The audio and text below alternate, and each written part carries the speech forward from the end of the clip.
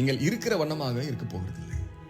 என்னை கேட்டுக்கொண்டிருக்கிற ஒவ்வொரு மாணவனுக்கும் மாணவிக்கும் உள்ளாக இந்த மிஷனுடைய பிரதானமான நோக்கமாகிய தேவனுடைய வல்லமையை சுமந்து செல்கிற பாத்திரத்தின் ஊழியக்காரர்களாக நீங்கள் இப்பொழுது மாறிக்கொண்டிருக்கிறீர்கள். ஹல்லேலூயா. தேவனுடைய நாமத்திற்கு சதா காலங்களிலும் மகிமை உண்டாவதாக.